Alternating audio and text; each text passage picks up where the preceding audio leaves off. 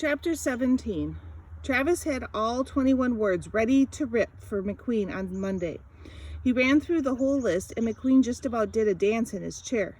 "You've earned yourself a mid-quarter A in reading," he said, "and wait till you see the new list I've got for you. You're going to love this one." It was all trees. Maple, birch, aspen, oak, hemlock, pine. "Do you know these trees?" asked McQueen. "Can you pick them out in the woods?" No problem. Travis could close his eyes and picture each one. Trunks, leaves, fall colors, spring buds, and candles. "Would you be able to draw any of them?" asked McQueen. "Nothing fancy, just a sketch." Travis nodded. "Great. By Wednesday, draw me a sketch of each one. Put a sign up in front with the name of the tree. All those words are on page 1. When Travis got to first period, of course, Velveeta wanted to see his new list of words.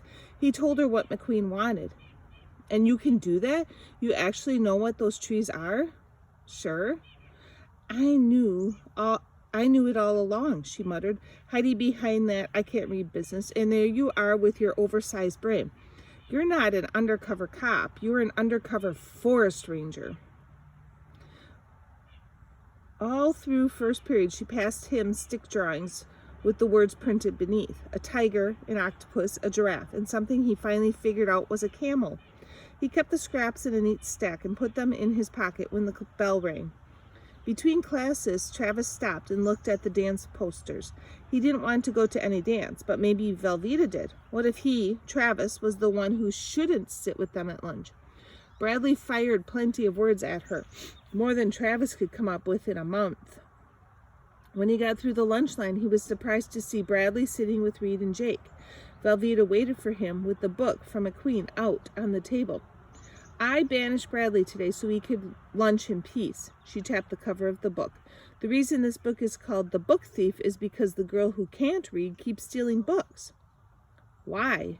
"She can't help herself. And then all kinds of things happen to her because of stealing them, and because she can read now." "Just like that? She can read now?" "No, not just like that. She had to work at it for a long time." "Oh, but she did, and then she ends up reading out loud to everyone in the bomb shelter. She saves the day by being able to read. I wonder what day you're going to save, Travarelli. Maybe you'll save us from terrorists." "I doubt it." "Then maybe you'll give me your Rice Krispies bar and save me from malnutrition." "Maybe not." He grinned at her. "I love it when you're mysterious. I guess this time maybe means no, since you're already, oh, it's in the mouth. That's a definite no." They picked up their trays and headed to the garbage can, Travis still swallowing the last of the Rice Krispies bar. Velveeta's orange and yellow scarf splashed color over her shoulder. Brightness laid across the smooth dark of her hair. A ray of sun through the window lit her head, so he could see the color of each hair separately, some brown, some dark red. He wanted to touch to see if her hair would be as silky soft as he imagined. She turned around and bumped him, almost knocking the tray loose from his hands. You're crowding me, Travicus." He fumbled and dropped his tray as she stepped around him. His plate clattered to the floor, and the fork flew behind the garbage can, and everyone nearby applauded. "Clumsy much?" Cassidy pushed past him to dump her tray. Travis's face was so hot he was glad to have a reason to kneel on the floor. He slowly picked up his plate and silverware. By the time he got everything sorted and thrown away, Velveeta was gone. He drifted through the afternoon on that splash of color, the way the sun came in at just the angle to catch the red in her hair. Usually things indoors didn't look that good. He was just opening his locker after the last bell when Velveeta came skidding up. "Listen to this," she said. "You'll never guess who just asked me out." Travis's stomach dropped. "Bradley Whistler." Velveeta nodded. "To the dance. Can you believe that?" "Well, what did you say?" asked Travis. "What should I have said?" "I don't know. Whatever you want, I guess." Travis turned back to his locker. He took as much time as he could, straightening his books and pens, and then pulled his hoodie out and put it on. Velveeta stood there with her hands on her hips, watching him. She fired a direct gaze into his eyes, like a superpowered telescope. He looked down so she wouldn't see his face getting red. "I told him I'd think about it," she said. "Are you coming to the library with me?" "What for?" "Words. Come on. We'll go over the ones I passed you this morning." A new wave of September heat radiated from the sidewalk. Travis didn't feel like doing words, but he wanted her to make him laugh and call him Travisaurus. He wanted her to say she'd never go to a dance with Bradley in a million years. He kicked a rock in front of them, hoping she'd kick it next. She didn't.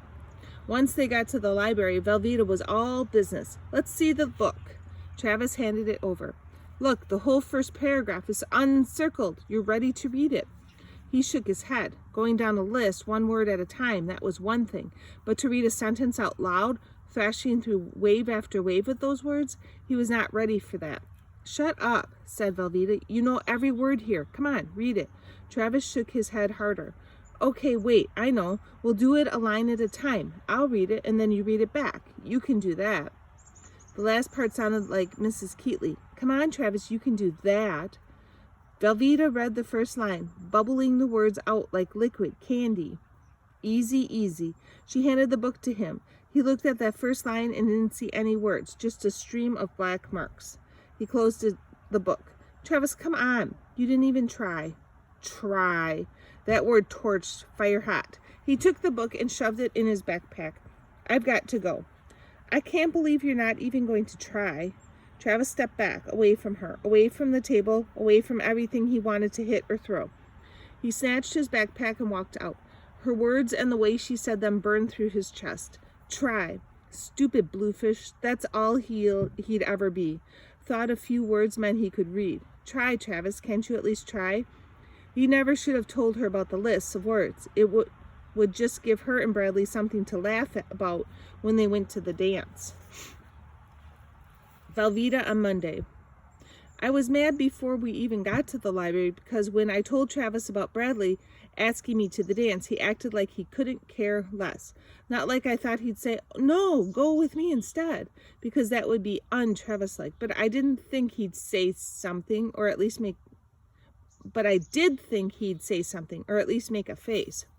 Because of how it was at lunch when I almost smacked him chin-side with my tray, I thought he was reaching out to touch my hair, like in a romantic movie way. I get it now why people say someone is hot, because all of a sudden Travis made me have a fever. Whew, furnace on. Look, bottom line, I gotta get real here. Travis would never like me in a romantic movie way. Not Vita Wajkowski. Russet lowlife, trailer trash loser, and half-sister of Jimmy the Butt. You know what Travis was doing when I thought he was reaching for my hair? He was flicking away a trailer court cootie. Still Velveeta on Tuesday morning. Jimmy came over for dinner, so I spent the night here at your place. I hate my life. I especially hate how I feel when Jimmy's around, like the scummiest of scum sludge, bottom feeder bad. It stormed all night. I tried to remember what you used to say about storms are magical and beautiful and awesome. But the thunder growled and barked, and I was all by myself, and the electricity went off, so I couldn't watch a movie, and I couldn't find a candle or a flashlight. I started to feel like a bad thing was out there, bamming on the sides of the trailer, howling at me. Every time I looked at the window, I expected Jack Nicholson's face to show up saying, "Here's Johnny," and then he'd chase me through the mountains of snow with an axe. I shoved some furniture in front of the door in case the double bolt broke. Now it's light outside, sort of. At least it's not night anymore, but it's still stormy.